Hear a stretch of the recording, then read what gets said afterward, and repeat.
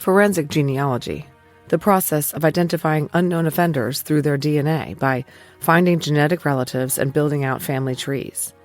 It's taken the crime-solving world by storm. How does it work, and what are these cases all about?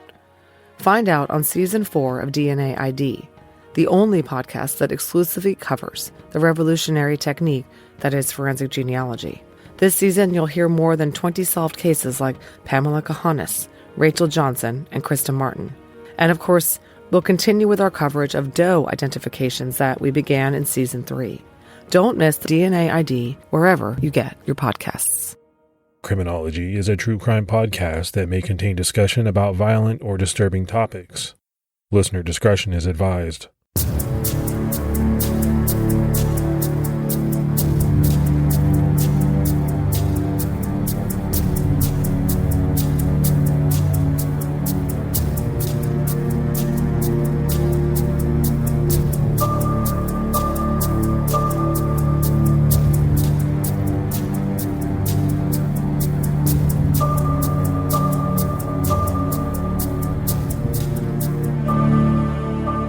Hello, everyone, and welcome to episode 330 of the Criminology podcast. I'm Mike Ferguson. And this is Mike Morford. Morf, how you doing, buddy? I'm doing good. We're halfway through October, and this has been a pretty rough month. Just got through the hurricane, and we lost power for a few days, and it was tough, but fortunately the damage was minimal. But unfortunately, our neighbors had some bad damage along the beaches here, and my thoughts and prayers go out to everybody that had to deal with this. And I was telling our listeners, and a few of them reached out to me to say, they were thinking of me when I said that we lost our dog earlier, right before this. So it's been a rough stretch for me, and I'm ready for November, to be honest with you.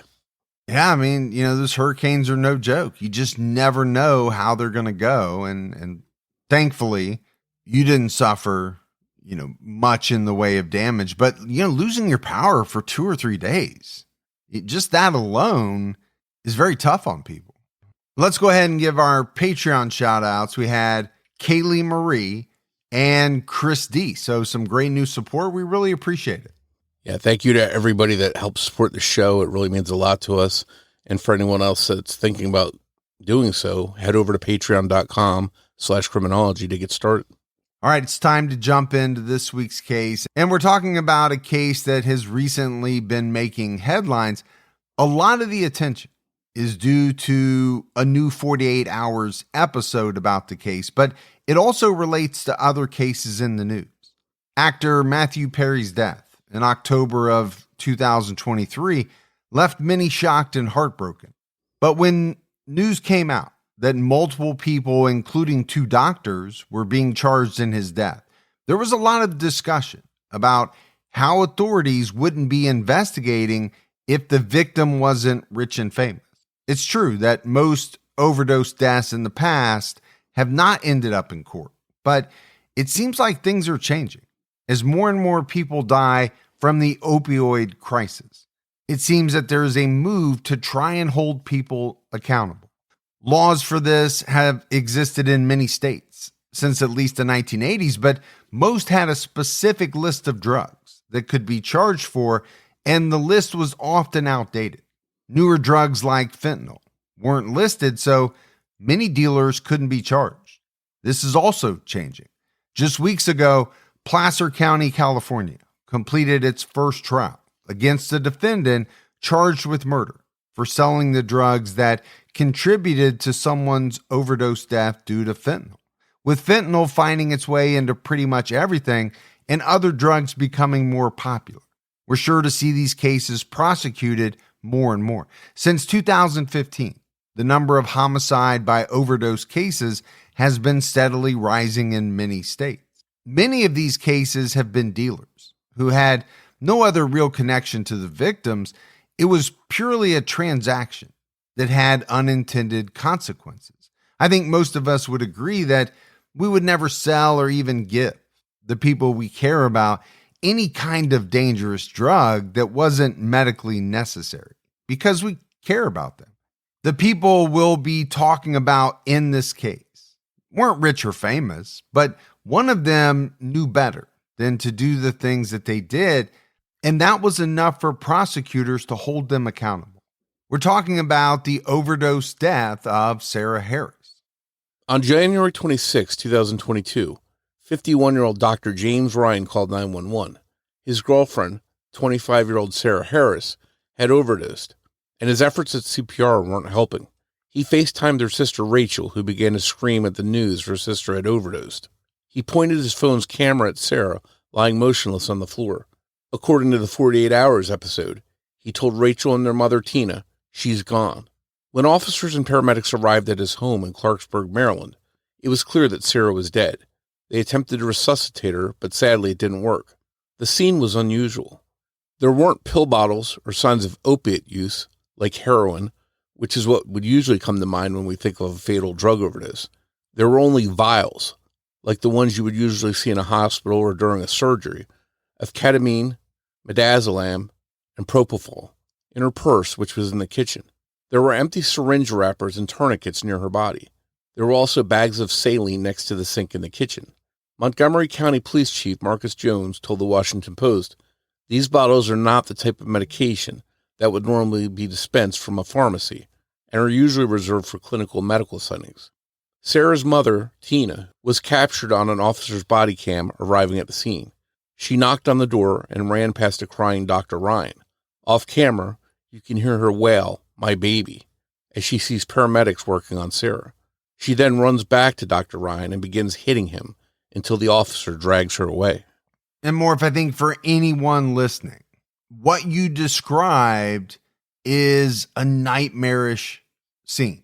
I mean, you think about getting a call, a FaceTime, just getting notification that something has happened to your daughter, and then showing up where she is and seeing the paramedics trying to work on her.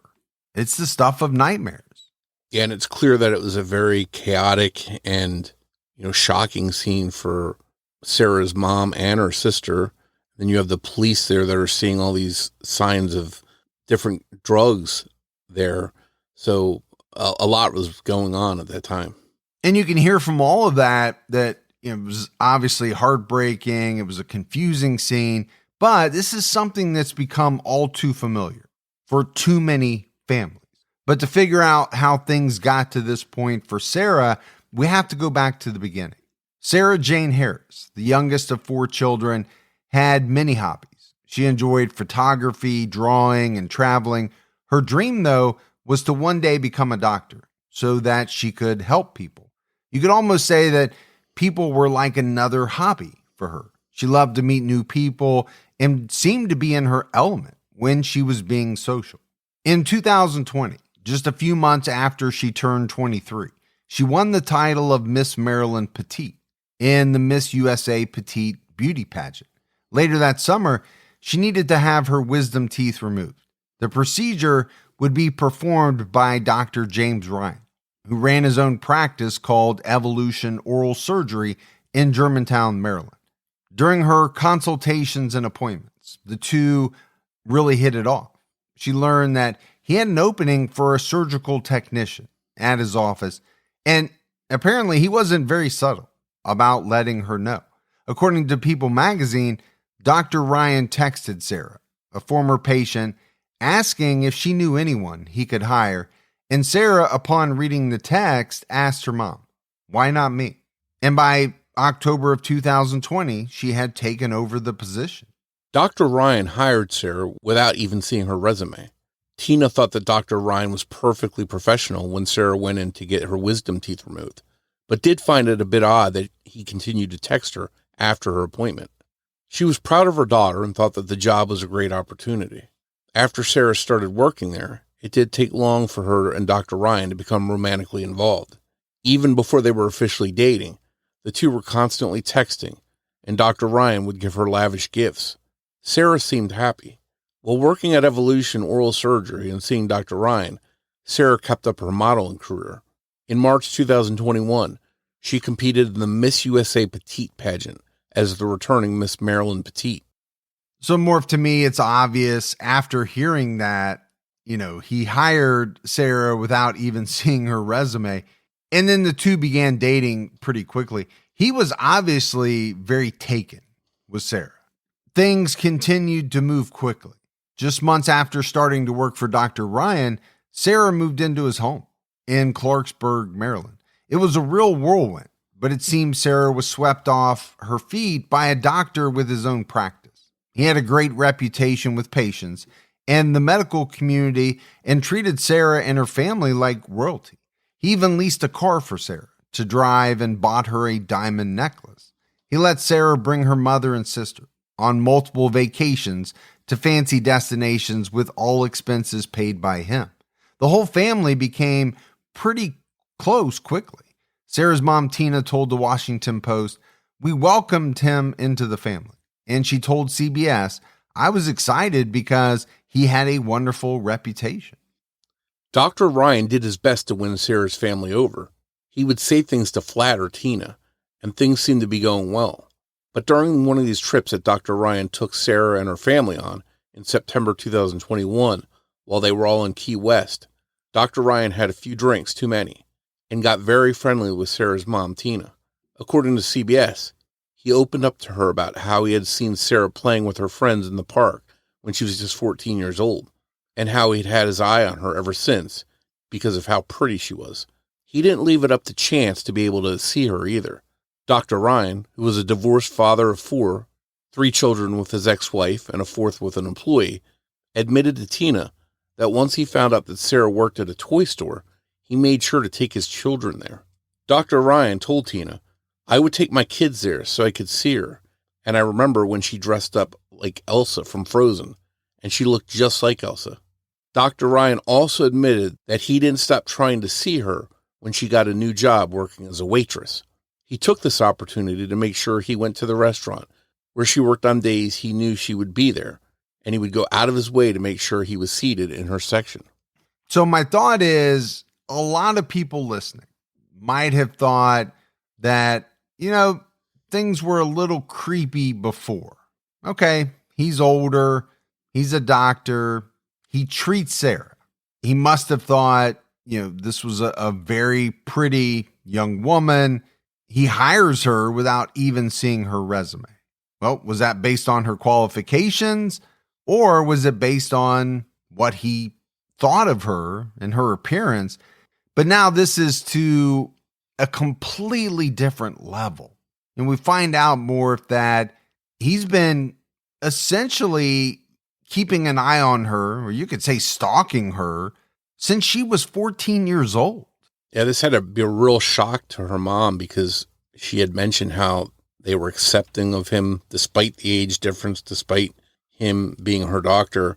They accepted him into the family and they got along with him. They went on these trips, and then all of a sudden he pulls the mask off and here's these creepy details coming out about his long infatuation with her.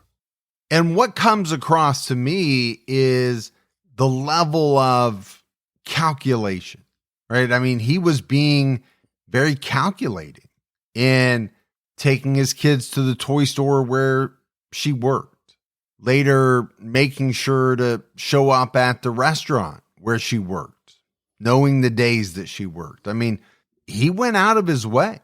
Suddenly, in light of these shocking confessions to Sarah's mom, Tina, Dr. James Ryan's actions didn't seem so sweet. In hindsight, Sarah had been struggling for a while.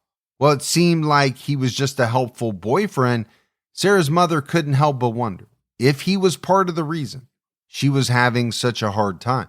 Sarah was 23 when she had her wisdom teeth removed. Dr. Ryan had apparently been interested in her not only as a child, but for almost a decade. Instead of it seeming like the good Dr. Ryan was taking a chance on a bright young hire who he ended up falling for, it looked like a grown man had used his status to basically bribe his way into a young woman's life with a good job, gifts, vacations, and then eventually drugs that only he could get for her. Detective Ian Icavilo told CBS, "I can't imagine, as a parent, hearing another grown man say that they were watching my child." Tina believes that Ryan groomed her daughter Sarah using gifts, attention, and constant contact. She told CBS, I think he was grooming me. I think he was grooming Rachel. In late October 2021, Tina and Rachel went over to Dr. Ryan's house to check on Sarah because they were worried about her. After getting off the phone with Sarah, they headed straight over, according to Tina and Rachel. And when they got there, Sarah could barely talk. In the 48 Hours episode, they said that her words were extremely slurred. Sarah appeared to be in an altered state. Tina had started to notice that Sarah would only wear outfits with long sleeves, even when it was uncomfortably hot outside.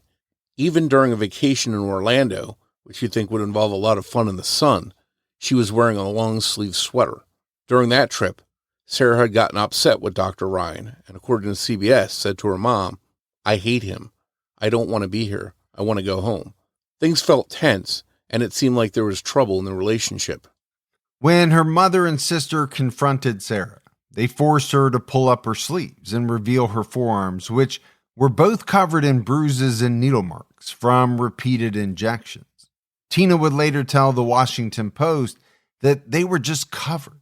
Sarah claimed that they were marks from vitamins and IV bags because she was dehydrated and Dr. Ryan was just helping her. Tina told 48 Hours that she said to James Ryan, "What are you doing? Are you trying to kill my daughter?" He explained that he had been trying to give her a medication to help her sleep, but she had been so dehydrated he couldn't find a vein. Tina told 48 Hours that it looked like Sarah hadn't taken a shower in at least a week, and Tina said that she smelled. By this time, Sarah had stopped going to work. Instead, she waited at home for Dr. Ryan to get home with drug supplies. Sarah couldn't function, and Tina told the Washington Post all she wanted to do was sleep. Sarah's family briefly convinced her to leave Dr. Ryan, but it didn't last long. Tina thought things were improving even after Sarah went back to James Ryan. She wasn't as withdrawn as she had been recently. In fact, she started attending church and got back into her hobbies, like drawing and cooking. Then tragedy struck. Sarah's brother, Christopher Ladson, suffered a heart attack on January 1st, 2022. Like his sister, he had many passions, including traveling, snowboarding, and hiking. He seemed to live a pretty active lifestyle and was just 38 years old, but doctors said the damage was too severe for him to survive. Sarah, Tina, and other family members flew to Montana, where he lived, to say their final goodbyes. He passed away on January 8th. His death seems to have sent Sarah into a downward spiral. And that brings us back to just before 7 o'clock in the morning on January 26, 2022, when James Ryan called 911. He claims that he headed to bed around 10:30 p.m. the night before. Sarah stayed downstairs on the couch, which was not unusual for her. They often slept apart because he had to work in the morning and she would stay up because she couldn't sleep. According to Ryan, when he woke up in the morning, he found her already unconscious in both the 911 call and footage from officers' body cameras. Dr. Ryan looked and sounded completely distraught. He was quick to point to the situation as a mental health issue or a suicide.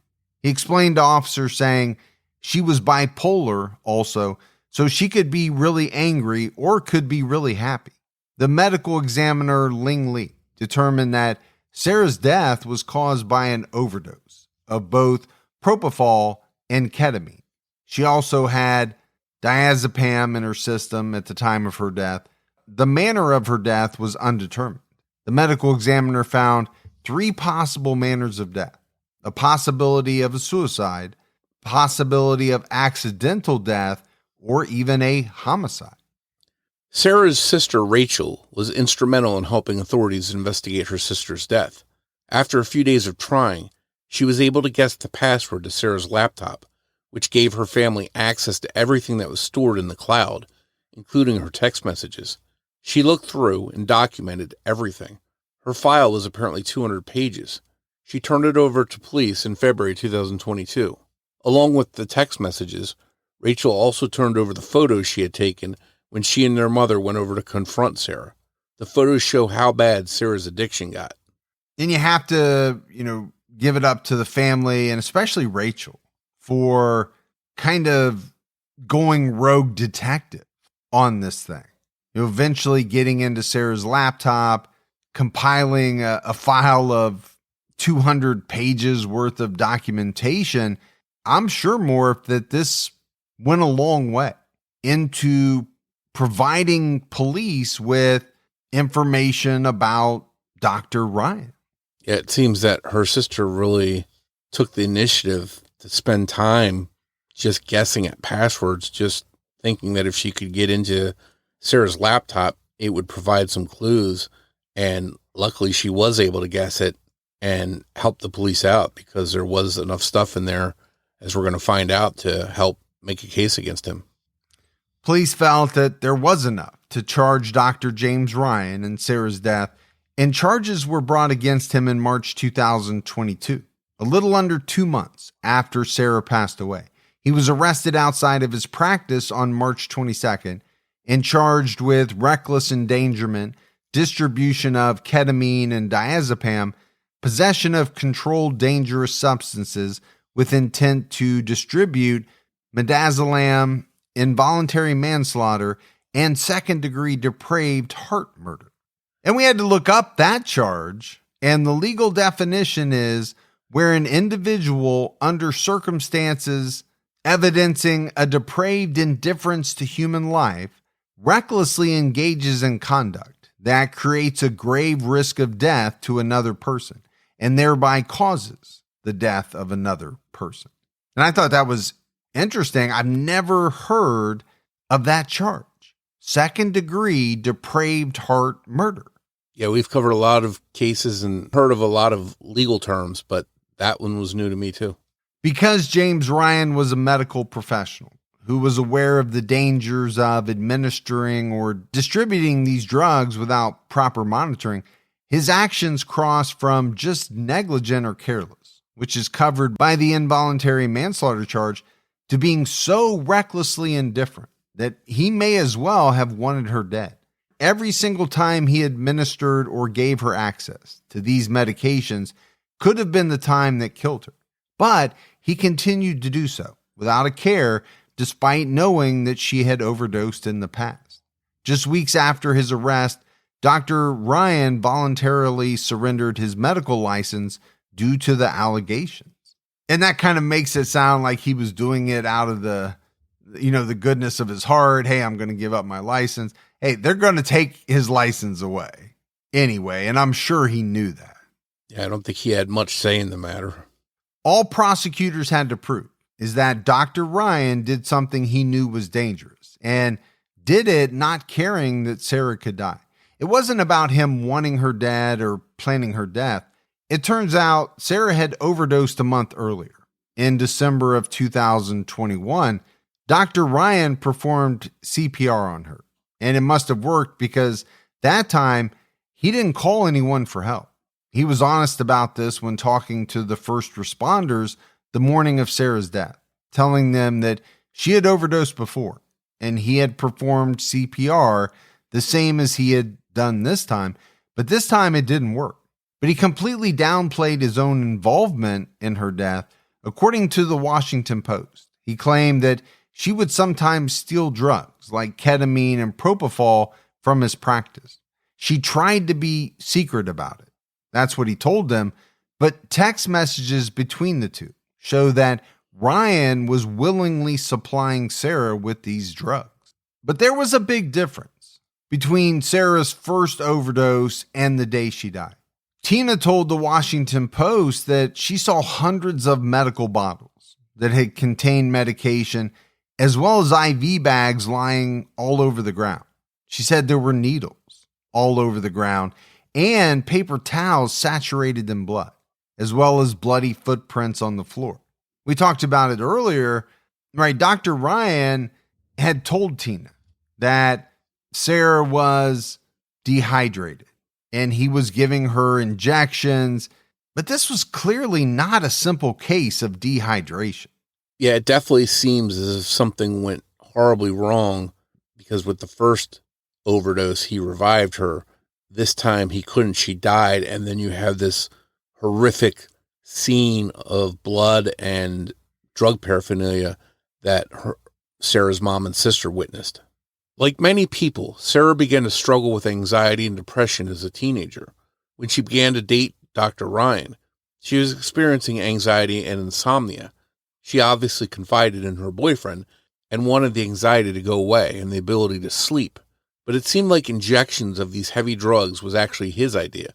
According to the Washington Post, one of Ryan's texts to Sarah read, "I can give you an injection. The anxiety will be completely gone in 6 seconds." And in another text, he insisted, "It will work. Let's try it." This was on February 11th, 2021. He continued to enable her drug use, and his texts prove it. By April, she was asking him for more midazolam and an IV catheter. On September 27th, Sarah was concerned that she wouldn't be able to receive the drugs because she wasn't hydrated enough. She wrote to Ryan, "I don't think you'll find a vein. I'm so dehydrated." And Dr. Ryan advised her to drink water and take a Xanax to relax.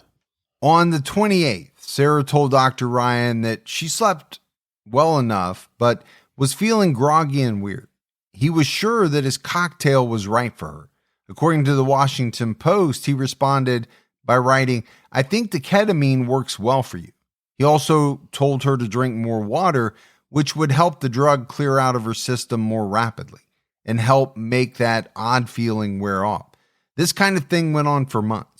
In October, Sarah was texting Ryan asking if they had any ketamine in the house. In November, she was telling him they needed more syringes. In December, he was still administering these drugs to her, and it was pretty obvious that they weren't good for her. She apparently took or was given a dose of ketamine after a hockey game that month. The next morning, Dr. Ryan texted her, "You slept all night, and every time you woke up, you were sobbing. I couldn't understand what you were saying because of the ketamine." He reassured her that he was there for her, writing, "I just hugged you." By December 2021, it was clear that Sarah was exhausted. She texted Ryan, "I just really need sleep," and she asked him to bring home propofol for her. It was also this month that Sarah opened up to a close friend of hers. She admitted that things were not going very well in her life. According to the Washington Post, she wrote, "I've been in a bad place." She also confessed to overdosing on ketamine. It was also in December that Rachel went over to the house again to check on Sarah and was appalled at what she found. Things hadn't improved at all. Rachel took more photos before leaving. There were IV bags on the floor, bloody paper towels and footprints left in blood, vials of ketamine, and multiple empty syringe bags casually lying on top of the TV remotes. And I just can't imagine, Morf, what Tina and Rachel must have been thinking. When you're seeing scenes like this, you know that your daughter, your sister is in trouble. But what do? I'm thinking it was probably a pretty helpless feeling for them. Yeah, I think a lot of families in situations where they have someone that's going through issues with drugs, they feel that helplessness and they're not sure what to do or how to proceed. I think the difference here for me is that, a lot of times people are getting the drugs on their own. They're administering the drugs themselves. There is a difference here in that, you have this Dr. Ryan. He's the one with access to the drugs. He's supplying them. He's administering them, I think, in most cases. But what was the motive? Was he really trying to help her sleep? Or was he trying to ensure that she was so dependent on him that she would never be able to leave him? I think that's a big question in this case. Following this December 3rd visit, Tina confronted Dr. Ryan. She told CBS, "I just smacked the living crap out of him." Tina threatened to call the police and turn him in if he didn't end things with Sarah. Ryan agreed, so Tina backed off. And I just talked about, the helpless feeling. What do? Well, here we find out what Tina did. She didn't sit around. She confronted Dr. Ryan. Hell, she smacked the crap out of him, and she threatened him. She was going to turn him in. But nothing changed. James Ryan didn't break up with Sarah. She was still using drugs. Tina had a problem. Sarah was an adult. Tina told CBS, "What was I going to do? Lock her up?" When she threatened to call the police, Sarah threatened right back, saying, "If you do that, Mom, When I get out, you'll never hear from me again. The thought of never seeing Sarah again, scared Tina to death. And I think that would scare any parent. You want to help your child in any way that you can, but you don't want to alienate them. You don't want to take a chance of ruining the relationship forever. So, in my mind, this was a very tough position for Tina to be in. Yeah, I think as family members, her mom, sister, they had to really walk a tightrope between wanting to help her and improve her situation, but at the same time, not wanting to drive her out of their lives. On at least one occasion, Ryan injected Sarah with ketamine while she was asleep. We only know of the one time because he texted her a little reminder so that she didn't get upset if she woke up disoriented and alone. According to sportskita.com, Ryan wrote, "If you wake up, I just went to change after I gave you ketamine just now." To inject someone with a drug while they aren't even conscious outside of an operating room or emergency room seems completely confounding. It's just something you don't do. Why would you even need to? According to the Washington Post, social worker Janice Miller, who testified on behalf of the prosecution, explained that the drugs were a way he controlled her and really ensured that she wouldn't leave the relationship. Detective Iacavella said, over the course of their relationship, you could see Sarah die. Sarah had always been on the small side, obviously, since she participated in petite pageants, but at the time of her death, she weighed just 83 pounds, which is more than 20 pounds less than her listed weight on online modeling profiles. Montgomery County Assistant State's Attorney Jennifer Harrison told CBS News, every time he gave her those drugs, whether he administered them or whether he instructed her on how to administer them to herself, a little bit of Sarah died. The defense here was that if Sarah's death wasn't just an unfortunate effect of her severe drug addiction, she used the drugs to take her own life. James Ryan certainly wasn't taking responsibility and did not take the stand at his trial. His defense attorney, Thomas DeGonia, said that Sarah had begged him for ketamine so that she could get some relief from her depression. He said Dr. Ryan was just trying to alleviate the pain of the woman he loved, but made the wrong decisions. He also brought up the very recent death of Sarah's brother, Christopher, which would have magnified any emotional issues Sarah was facing. In fact, on January 25th, 2022, the last day of Sarah's life, she was helping her mother figure out which cemetery and burial plot she would purchase to lay Christopher to rest. The fact that one of the medications in Sarah's system, the diazepam, wasn't an injection or IV, but pills that she obtained somehow, was offered as more proof that Sarah used the drugs to take her own life. According to CBS, a text message Sarah sent to Ryan a few months before she died included the words, "I've lost my will to live." In a post on Facebook from January 24th, just 2 days before Sarah was found dead, she wrote a tribute to her brother. It was short because, as she said, there are no words. The part of the post that the defense focused on were the words, "Never goodbye, I'll see you soon, big bro." According to Montgomery County Police Chief Marcus Jones, authorities spoke to many of Sarah's loved ones who were in contact with her regularly, and they gave no indication at all that Sarah was in any way interested in taking her own life. Despite attempts by the defense to blame Sarah for her own death, a jury found Dr. James Ryan guilty in August 2023 after deliberating for less than 3 hours. His attorney asked for leniency based on Dr. Ryan's own mental health issues and addiction. There is some evidence from Sarah's iCloud that Dr. Ryan was also addicted to some of the drugs he was supplying to Sarah, according to the Washington Post. On September 7, 2021, he texted Sarah something that indicated he could not control his substance use. He wrote, "I'm trying not to do so much," and taper to nothing, a feat he called hard in this stupid area. He's likely referring to his line of work, since having to administer the drugs you're trying not to take and having them basically sitting there all day would be tempting. Employees at his practice once found Dr. Ryan sleeping in his office so deeply they apparently had to use smelling salts, which are a form of ammonia you inhale to wake up. It doesn't seem like he was just taking a little cat nap. As a busy dentist getting some rest, it actually looks like he was dangerously close to needing CPR himself. According to CBS News, there were also texts from Sarah asking, "Do we have any ketamine here?" and telling James, "We need more syringes." One of Dr. Ryan's friends recalls him asking how he could support someone struggling with depression and drug addiction. James Ryan was vague about who he needed help for, but the friend thought he was asking how he could help support Sarah. They didn't talk about it again, and the friend was shocked to hear that Dr. Ryan was facing charges for Sarah's death. And I do think, Morf, that, this talk of Dr. Ryan having an addiction as well is important. And we just mentioned that he had his own mental health issues. You just wonder how much both of those factors played into the decisions that he made.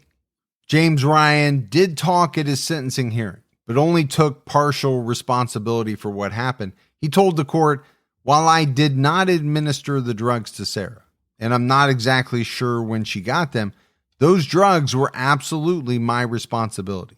And I should have made sure that she never had access to them. I should have never thought I could control her addiction." Detective Iacovello believes that Dr. Ryan is the one who injected Sarah with the drugs that finally killed her because they were so fast acting that she wouldn't have been able to put the vials in her purse across the room or clean up the scene before she lost consciousness. Sarah's mom, Tina, told CBS that she believes that he wanted it to look like it was a suicide. An IV pole was later found in a closet. The home was never treated as a crime scene by investigators, so it's unknown what else could have been moved or stashed away. And I want to talk a minute about, Ryan taking partial responsibility. We see that quite a bit, right? Where individuals don't come out and say, "Yes, I did it. All of this was my fault."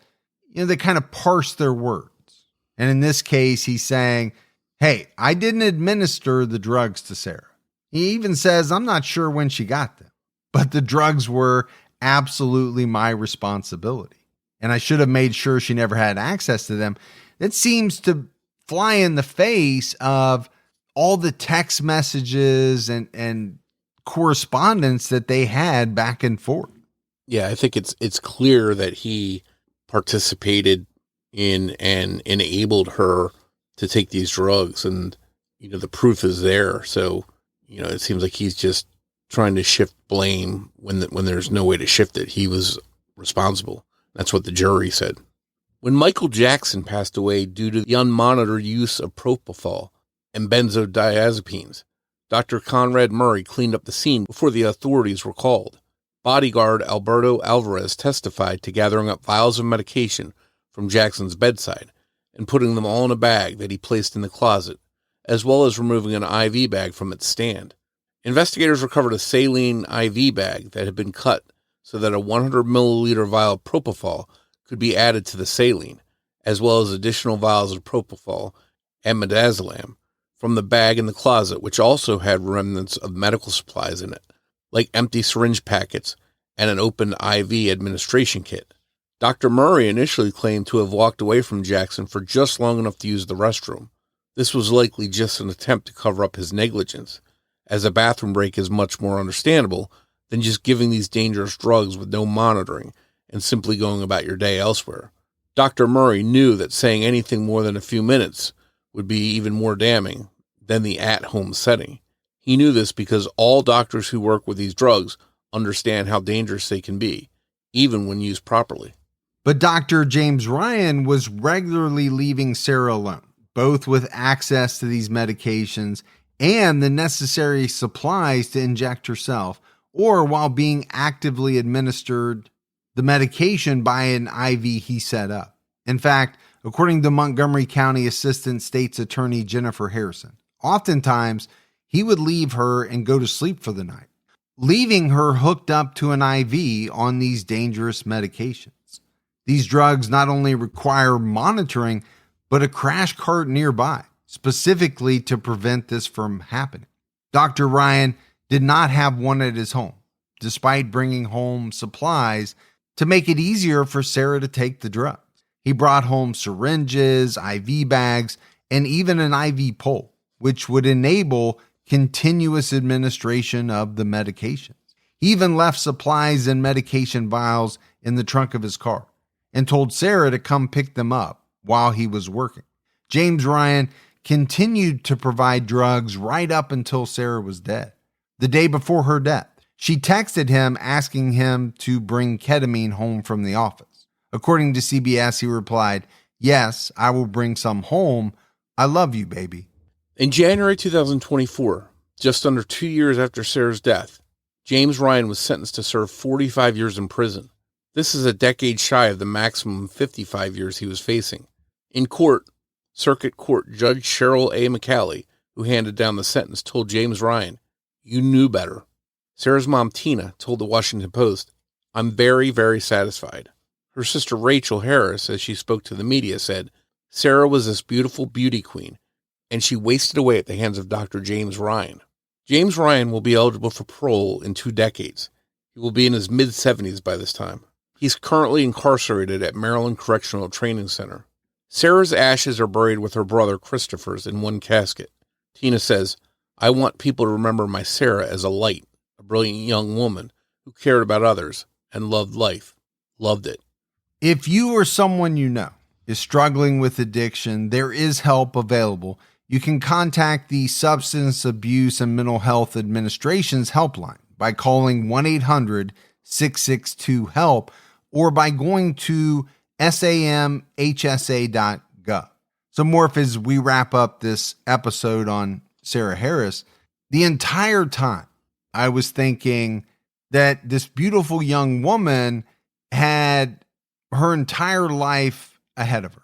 And it seems to me that had she not gotten involved with James Ryan, things would have turned out so differently.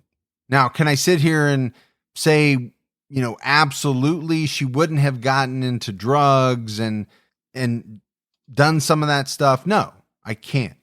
But it's clear to me that this man had kept his eye on Sarah from the time that she was 14 years old. And when he found the opportunity, he seized it. He gave her this job. She was obviously, taken with him. He was older. He was established. He had money. The two started a relationship. I think you heard one of the authorities say, he was giving her these drugs as a way to control her. She would be dependent on him. She wouldn't be able to leave him. And as with anyone who gets hooked on, some of these powerful drugs, that addiction sets in.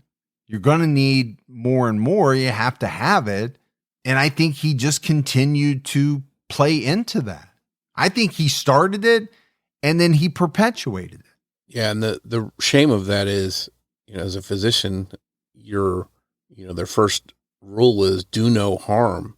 So when you put somebody in that situation and make their life worse and make it more dangerous for them as they go along in this addiction, you're going against the oath you took to help people, not harm them. And that's, what's so bad here is, most doctors would never do that. But unfortunately, we know there are some that cross that line and do things like this.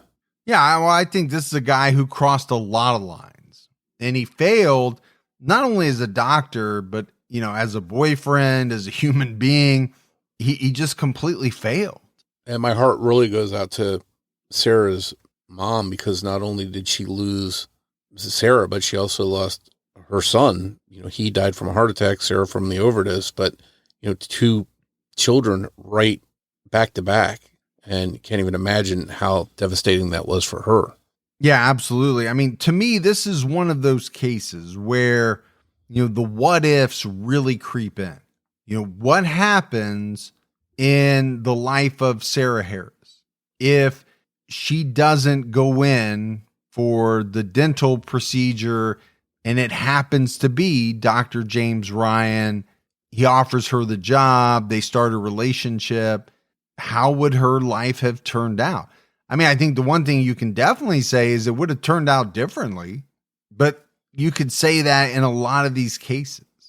I just think this was a guy who was infatuated with Sarah from a young age, saw his opportunity, took it, and then tried to ensure that she would never leave him. That's the way that I look at this. And he crossed so many lines in his attempt to do that. Yeah, it's bad enough that there are drug dealers out there that supply people, so many people nowadays with drugs that are killing, people in mass numbers. But when your boyfriend, who's a doctor, starts doing it, it's just a whole nother level of an issue.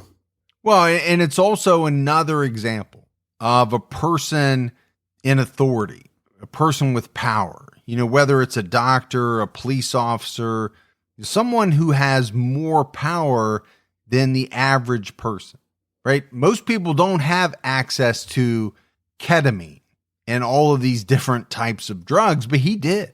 And he misused that power and ultimately got what he deserved. I truly believe that. Yeah, I agree 100%. But that's it for our episode on Sarah Harris. If you love the show, haven't done so yet, go out, give us a 5-star rating, leave a review. Also, keep telling your friends. That word of mouth about the Criminology podcast really goes a long way.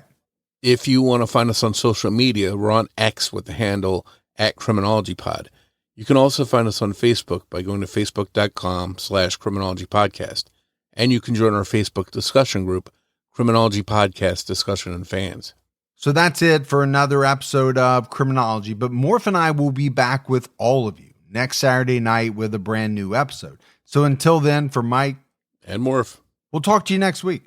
Take care, everyone.